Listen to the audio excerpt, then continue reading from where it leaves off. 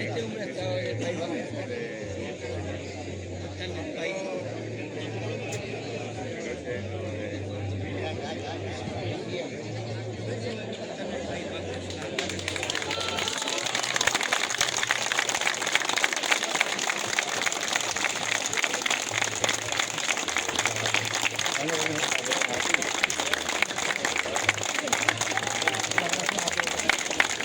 Gracias.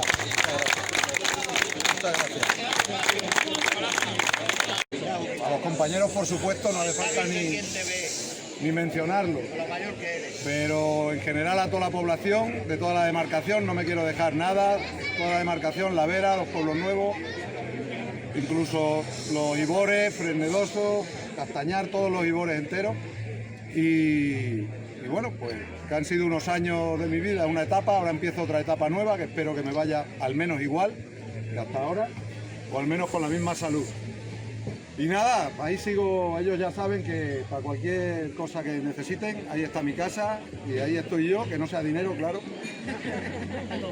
Y a la gente, a la población civil igual, que ahí voy a estar siempre para cualquier cosa que necesiten y que esté en mi mano. Y nada, que muchas gracias por todo, que disfrutéis el día y